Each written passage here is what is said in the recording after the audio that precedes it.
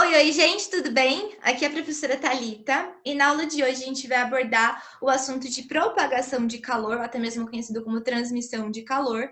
E no finalzinho da aula a gente vai fazer um exercício aplicado do Enem para a gente visualizar como que esse assunto ele pode aparecer na prova. Quando a gente fala sobre os processos de transmissão de calor, é quando o calor ele é transmitido em determinado corpo. E esses processos eles podem ser apresentados de três formas para a gente: pelo processo de condução de calor, pelo processo da convecção de calor e pelo processo da irradiação do calor. O processo de condução do calor, ele acontece em meios sólidos, por exemplo, barras metálicas. Então, o calor ele vai ser conduzido, transmitido em um determinado meio sólido.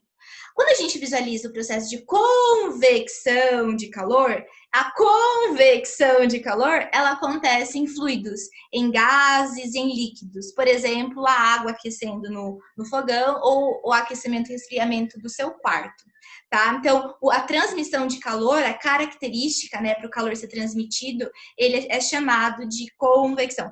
O processo de irradiação, ele acontece quando não há um meio material, ou seja, o vácuo.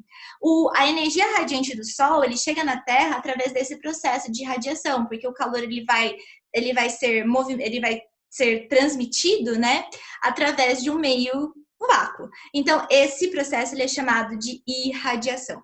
Então, esses três processos são diferentes entre si e a gente tem que tomar muito cuidado para diferenciar entre eles.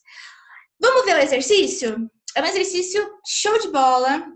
É um exercício que envolve uma tirinha, então tem que prestar muita atenção na leitura e na identificação dele. Ele fala assim, ele mostra a tirinha, né? A gente vai ler e ele vai perguntar sobre os processos de propagação de calor. Então vamos ler aqui.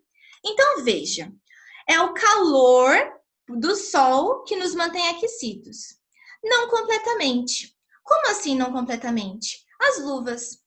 Daí ele fala assim, quais são os processos de propagação de calor relacionados à fala de cada personagem? Vocês percebem que esse primeiro personagem, que fala sobre a transmissão de calor do Sol, e a gente visualiza que o processo de transmissão de calor do Sol na Terra, ele é o processo de irradiação.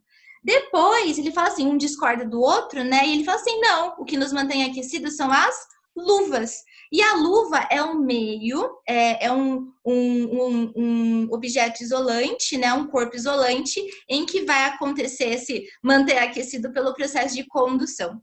Então, os dois processos que a gente identifica aqui é o processo de irradiação e condução. Certinho?